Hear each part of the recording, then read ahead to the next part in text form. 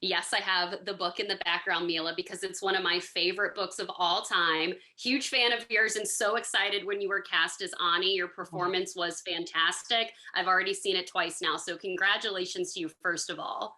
Thank you. Can I ask you? I can figure out what all the posters are. I think. What's the one? God, what a great wall. What a great wall. What? I know I have Jennifer's Body. I have Toy Story. It's kind of in the making now. That's me as a baby, but Jennifer's I have Body. five. Have you done Yes. did you do the interviews with Bruna and Eric? They did Jennifer's Body, our two producers. That was their movie. Oh my God. It's like one of my favorite movies of all time. And of course, Gatsby after Outlander. And then I have, Judy Garland up there. So I have a good mix up here. Fantastic. Great wall. Thank you so much. Well, I was speaking to Jessica, and I was curious if she gave you any particular insights about Ani that maybe you didn't pick up in the novel, because I know she was heavily involved here, adapted her own screenplay. What were the conversations like between you and Jessica, and any little tidbits maybe she gave you, or things that you maybe said, hey, I kind of want to do this with the character. What do you think? I think I'm trying to remember. I think so little of it was conversation and so much of it was actual action. So like on the day you do stuff, and Jess was always so open-minded to my interpretation of the character. It's one of the things that makes me like call her one of my favorite writers I've ever worked with. Is honestly she writes these amazing, really delicious and complicated characters, but then disattaches herself from them and allows the person to interpret that character. And so often writers and or directors take this ownership of these characters and want you to almost be a puppet to them and how they interpret and see it. And she and Mike are completely the opposite of it. So I can't really honestly think of a single moment where Jess was like, that's not how Ani would do it. If anything, she was just so open to the idea of what my version of her would be and what I and Mike thought that she would do and how she would act and what she would say. She was amazing to work with. But I'm trying to think if like there was any times that I asked her for advice. You need to ask her that question. I don't remember. I don't think it's not like it doesn't really work that way. You kind of just do things because you kind of do it, and sometimes it works and sometimes it doesn't. But I've never actually asked for advice, so to speak, from the writer. Right. Okay. No, that makes sense. Well, I was talking to Kiara, and I was wondering if you watched any of her dailies as young Ani. And she said she wasn't sure. She's like, I'm not sure what Mila's personal process was in this, Oh, funny. but did you watch any of her younger version? I know you guys are filming out of order and you're not on set at the same time. So how did that work? Yeah, so being that I'm a producer, I get the wonderful privilege of seeing all the dailies. So Okay, great. I saw, you can go back to her and tell her, not only did I watch the dailies, I watched all the takes. Usually they mark the ones to watch, but I saw the dailies daily. Every night I watch the dailies. Yeah. Did you pick up anything that Kiara did as young Ani that you then interpreted for your version as well? Mike and I talked about it a little bit of like characteristics that we found that Kiara had that naturally Right. she herself was doing as a person. We talked about it really early on and how to integrate that into older Ani, but it had to do with less younger Ani and more to do with Kiara without Kiara knowing it because we didn't want her to become aware that she had these little mannerisms that I could mimic. Oh, wow. No, 100%. Well, Mila, you've literally worked in so many different genres like psychological thriller, comedy, sitcom, fantasy. It honestly got me thinking when I was watching you in this, do you have a particular favorite genre that you thrive in? One maybe that you're excited to jump back into? Because I mean, like Black Swan, Bad Moms, all the way back to like Get Over It, one of my personal faves. Like you've literally done all like so many, you've worked in all these awesome genres with Oz and fantasy. Do you feel like you thrive in a certain genre, or do you feel like it's really just about the character and the story? The character, the story, and the group of people. I think that I Right. got to such a I'm so fortunate. Let me just say this. I'm incredibly fortunate in my life where I don't have to work for the sake of working. I have I think when my husband and I got together and decided that we were going to start a family, I was like I want to have a family. I'm ready to I reprioritize the way that I looked at things. Like, so in order to do or to build out a career, unfortunately, your career has to be number one. Above all else, your career has to be one. It's in any career, in any facet of industry, you have to almost become obsessed with it in order to keep doing it. Otherwise, in whatever, whether you're a teacher or anything that you are, there's always obstacles, and in order to overcome them, I do believe there's a part of you that needs to become a little obsessive over it. When we decided to start a family, my husband and I, we prioritized how we looked at things. So first and foremost, we put ourselves as number one. Then we put our children as our number one. And Yep. then after that went everything else. And so when I look at projects, above all else, they have to give me a good reason to not see my kids all day long. Like, I love being a mom and I love being a wife. And if you're going to take that away from me, you better give me a really good reason. And Yes. it's got to be a great cast. It's got to be a great character. I don't care if it's a drama, a comedy. It makes no difference, but it has to be something that at least I selfishly get something out of. And it's not monetary and it's not fame or success. It has to be something else that is exciting to me to do or play. So that is the long-winded way of me saying of how I look at it. It's very little to do with genre and so much so to do with either working with someone I admire. So I go to 4 Good Days and I love Glenn Close. And I was like, you're saying I Oh can my be with God. Glenn Close every day? I'm in. Like, what an incredible learning experience. And then this came about and I was like, what a fun, cool character to play. And I love Bruna and I love Jess and I love Mike. And I thought the film as a whole had never been like, I think that Jessica's writing to me is one of those where there are certain writers where if you hear their dialogue or you read their book without knowing who wrote it, you instantly know that's a Jessica Knoll novel or that's a Jessica Knoll script, just based on her cadence and the way that she writes characters. And those writers come about so far and few in between. So rarely do they happen. Like a Diablo Cody. Like you can watch a Diablo Cody movie and you can instantly know that's a Diablo Cody movie. To me, Jessica Knoll is that writer. Yes, I love all of those answers, Mila. Thank you so much for all of your honesty and your thoughtfulness. I cannot wait for fans to see Luckiest Girl Alive. I really think book readers and new fans alike are going to just love it. I can't wait to see what the fan reaction is. And your Thank you. performance as Ani is literally so wonderful. So thank you for everything and your time today. Congratulations again to you. Thank you so much. Thank you, Mila. Bye bye. Kiara, congratulations on this film. Huge fan of this Thank you novel so and of much. you in Cruel Summer. Want to talk to Thank you about you. that as well. Well, Ah, yes, my thank girlfriends you. and I love me some Cruel Summer. I love some Jeanette Woo! Turner. I love it. Yes, yes. I'm here for it. You're here for it? Okay, great. Oh, Thank you so much. congratulations to you on this film. Like Thank I you. said, Jessica's novel is one of my favorite books of all time. And I'm curious, first of all, did you read the book? Because I know a lot of actors don't. And Yeah. did you speak with Jessica on any specific insight she gave you to the character of Ani that you may not have picked up on in the novel?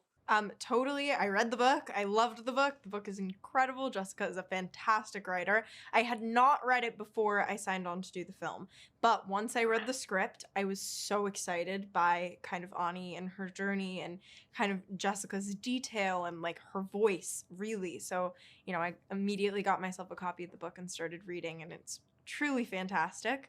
And Jessica is amazing. I adore her.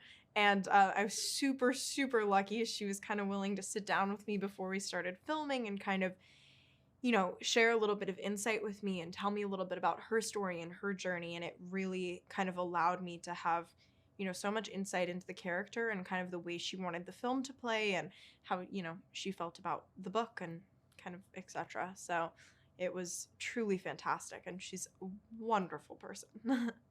Yeah, yeah, it's awesome when an author can be so heavily involved in this because a lot of Yeah. the times, like in a film adaptation, they aren't. I know that you're playing, the younger version of Ani, and I'm curious, do you know if Mila ever watched any of your dailies as young Ani? Did you guys have any conversations about the character before filming? Totally. I mean, I can't really say exactly if she watched dailies or what she did kind of in her journey with it, but there was so much collaboration. I mean, I felt so supported by her and kind of everyone involved. And before we actually started filming, we'd sat down on a Zoom and started just chit-chatting about the way we saw Ani and the way we saw the character and kind of how we wanted her to be portrayed, what we thought her backstory would be, and kind of her own experiences and journey and the way she walked and talked and breathed and moved and, her relationship with her mom and kind of all of that stuff and being able to connect so closely, with the person that you're playing the same, character as. It was very beneficial and super helpful. Also, Mila is so inspiring, so it was amazing. I love that. Well, I do want to ask you about Cruel Summer. I loved that show. I literally watched the series like 3 times because I'm trying to pick up on different things, and I I loved the love reveal. it. I love the reveal so much. Are we gonna see any more of Jeanette Turner? I don't know. You're gonna have to watch season 2 and find out. I'm like, it's literally, You what said can I you have like? to know. I know. I'm like, I can't wait to see. I'm like, what was your response to the fandom reaction? Because the series aired, one episode came out a week. The fandom reaction was so intense for this, especially for you as an actress. What was your response to the fandom for Cruel Summer? Well, okay, to be honest, when it came out, I was already leaving for Toronto to film Luckiest Girl Alive. So had no idea that anybody had seen the show. Like I truly was in Canada, like living in like kind of like blissful ignorance, having no idea what was going on.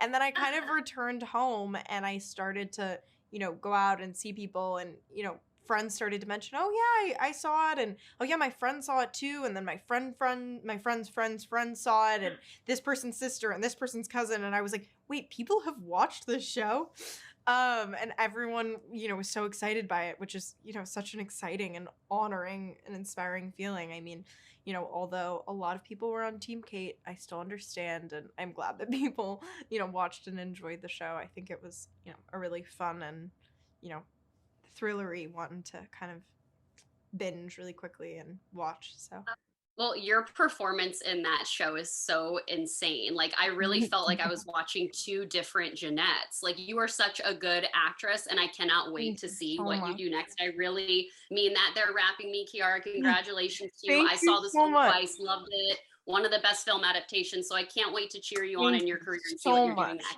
You're You're so welcome. sweet. It's so nice to meet you. Nice to meet you too. Thanks, Kiara. All Bye. right, Mike bye. and Jessica, congratulations to the two of you on this film. Jessica, this is one of my favorite novels of all time. I read it back in 2015 in like the span of a few days, recommended it to all of my girlfriends. So I know this has been like a 7-year journey for you. So congratulations. The movie's going to be here soon. Thank you. Thank you. I really appreciate that. I love that you have Luckiest Girl Alive behind you and also a poster for one of my favorite movies ever, Scream. Oh my God, yes.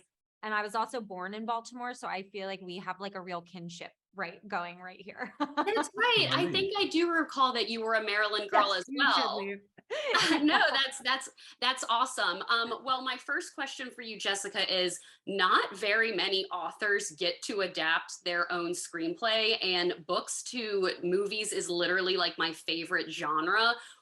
How special was it, the fact that you just got to adapt this on your own, and the fact that there are so many important scenes? What did you love about adapting it on your own? And then what was the biggest challenge in doing that? Yeah, I mean, I don't think I realized how rare it was at the time that I was making a play to be the one to write it. All I knew was that I had to be the one to tell this story. The idea of anyone else writing it made me feel wild. Like I was just like, no, this is mine. No one else can touch it. This is a very specific voice. This is a very specific story. And it will kill me if somebody else, I literally felt like it would kill me if somebody else would write it. I think now, 7 years later, everything I've learned writing, also writing on other projects, other scripts, other screenplays, and everyone's concern was, well, it's a much different medium than novel writing or magazine writing. Like, can you do it? Yes, I think anyone, if you set your mind to it, can do it. It's just there are unique challenges to it that I never would have anticipated in 2015 when I was pushing to be the one to write it myself. And I think one of those was not fully appreciating how many revisions there would be in the process of getting the script to a locked script. Because there are so many people who are a part of this project who need to be able to sign off it and believe in this film and the story creatively, from the director to Mila to, the producers to the executives. So there's there's a lot of moving parts to getting a script to a place where you're ready to film it. 100%. Mike, for you, what was your personal favorite part about Jessica's novel, and what kind of conversations did the two of you have that you maybe got some insights from her about the characters or story that she may not have included in the novel? Well, basically, we worked together all the way through. So basically, the moment I came on board, the moment I met Jessica, the first conversation was how do I actually talk to Jessica in a way that is not going to sort of trigger her or do sort of create more damage than is already made. So that was the first conversation. That was the sort of the trickiest and most sort of apprehensive moment for me, was actually working out what currency of communication we had and how free I was to actually sort of delve deeper than what was in the book and all of those kind of things. And we became very close and very open. We had a very open and honest relationship, which sort of lasted for about 3 years in the writing of the book. And the thing about Jessica talking about the writing is, the hardest thing is throwing really good material away. And so, and Jessica had to throw good stuff away after good stuff after good stuff, because there was so much of it, and to finally sort of hone it down. And she, that process was amazing. She, because I was always amazed by how much progress we made at each draft. Mm-hmm. It really was quite amazing. And in fact, I think that, I remember Eric Feig saying to me that it was the most dramatic change in a draft he'd ever seen. So, but in terms of loving, the story itself, I thought was a very powerful story. And so, and once I met Jessica, it was a slam dunk. I just had to go with it. I love that. Well, they're wrapping me. I would talk to you guys all day. I really hope the two of you feel very proud about this film adaptation, because it is so hard for, it's a beloved book by so many fans. And the fact that, Jessica, you got to be so involved, I love that. I really wish more of that for authors. So congratulations again to the two of you. And I cannot wait for fans to see this movie. I've seen it twice now and loved it. So yes, congratulations to the two of you. Thank you guys. Bye. Bye. Bye.